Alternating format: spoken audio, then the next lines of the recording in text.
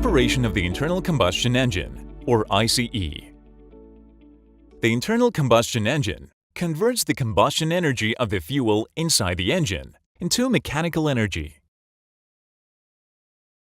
One type of internal combustion engine is the reciprocating piston engine.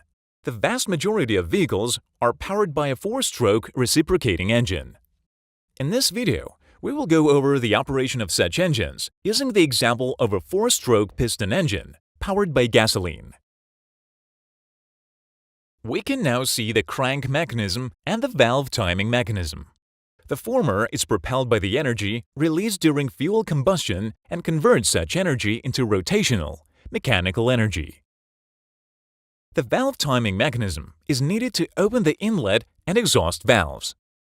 It can be put in motion by gear, belt, or chain drive from the crankshaft. For the sake of simplicity, we will only review the operation of one cylinder. The engine's operation cycle consists of 4 strokes, or 2 crankshaft revolutions. The 4-stroke cycle is then repeated. Stroke 1 – intake. Stroke 2 – compression. Stroke 3 – power. Stroke 4 – exhaust. During a stroke, the piston travels between 2 extreme positions known as the top dead center and the bottom dead center. 2-stroke engines exist as well, but they are rarely found in cars. Stroke 1 – intake. The piston travels down from top dead center to bottom dead center. The cylinder volume expands, creating vacuum pressure. At the same time, the camshaft causes the inlet valves to open, allowing the fuel-air mixture to enter the cylinder.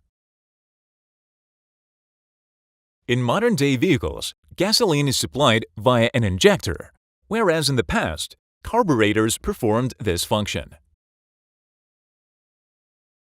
The stroke is completed when the piston reaches bottom dead center and the inlet valves close.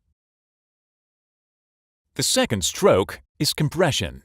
This stroke starts at bottom dead center and ends at top dead center. All valves are closed. The cylinder volume is reduced, causing the fuel-air mixture to compress. The compression raises the cylinder's temperature and pressure.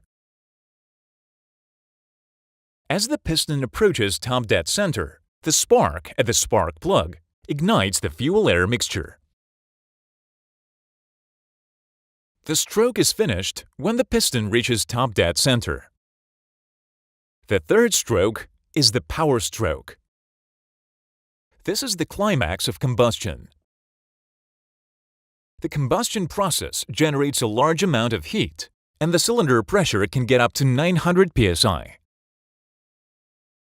The pressure of expanding gases causes the piston to move from top dead center to bottom dead center and turn the crankshaft via the connecting rod, thereby converting thermal energy into mechanical work. The stroke completes when the piston reaches bottom dead center. The fourth stroke starts at the bottom dead center and ends at top dead center. The camshaft opens the exhaust valves, and the piston expels the exhaust gases from the cylinder. When the piston approaches top dead center, the exhaust valves close, completing the last stroke, the exhaust, and the entire operation cycle. The operation cycle is then repeated. 3 subsystems feed the engine with fuel and air, and then expel exhaust gases. The intake system, the fuel supply system, the exhaust system. Furthermore, normal engine operation necessitates the use of the lubrication and cooling systems. The proper operation of these systems extends engine life. Please keep in mind that we are watching the engine in slow motion. In fact, the crankshaft turns an average of 700 revolutions per minute at idle speed. The upper limit on production cars reaches 8,000 revolutions per minute. Engine speeds in Formula 1 cars can get as high as 22,000 revolutions per minute. You can check the revolutions per minute value on an instrument called a tachometer on your car's dashboard. The operation of the engine begins with the car's starting system. The starter motor starts spinning, engaging the flywheel.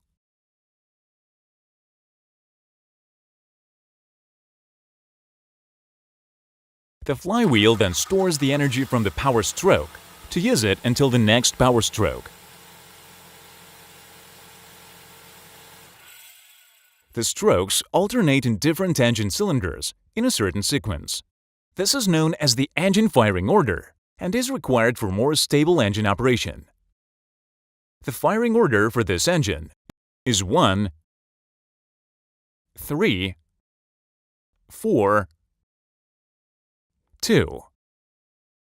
It means that the power stroke occurs in the first cylinder, then the third, fourth, and finally the second cylinder. The sequence is then repeated.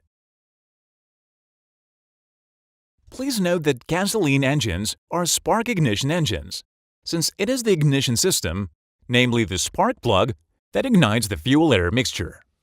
The primary goal of this system is to ignite the fuel-air mixture on time. Ignition timing is critical to the efficient operation of the engine. There is some time between the appearance of a spark and the complete ignition of the fuel-air mixture and the maximum gas pressure. The piston moves some distance during this time. For maximum engine efficiency, the piston must be within 10 to 12 degrees of top dead center at maximum gas pressure. It means that the ignition system must start in advance. The moment at which the spark plug fires is called the ignition advanced angle. The optimal ignition advanced angle is determined by crankshaft speed. The higher the crankshaft speed, the earlier the spark plug must fire. If the crankshaft speed is low, the ignition advance angle should be closer to top dead center. In modern engines, ignition timing, fuel injection, and many other tasks are controlled by an engine management system with the engine control unit at its heart, assisted by various sensors. The driver only needs to supply air, which is accomplished with the help of the accelerator pedal, also known as the gas pedal.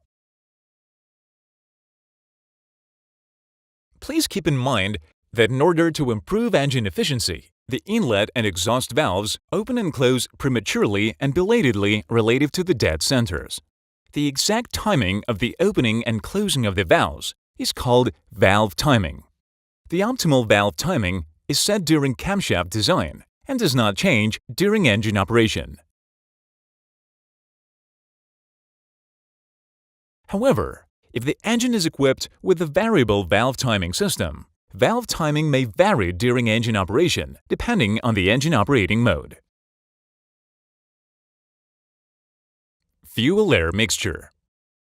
The fuel-air mixture in gasoline engines is made up of air and gasoline.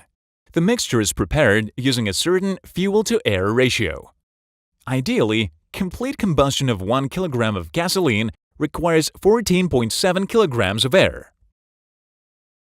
But in fact, the engine employs various mixture ratios. The ratio of 1 to 14.7 is the best in terms of power and economy. By reducing the amount of air, we get a more powerful engine but a poorer fuel economy. By increasing the amount of air, we get a more economical but less powerful engine. This range is suitable for normal engine operation. Further changes in the gasoline-to-air ratio will result in increased gasoline consumption and decreased power. Misfiring of the engine is also possible. This concludes our review. For more information on engine subsystems and other topics, watch our next videos. Bye guys!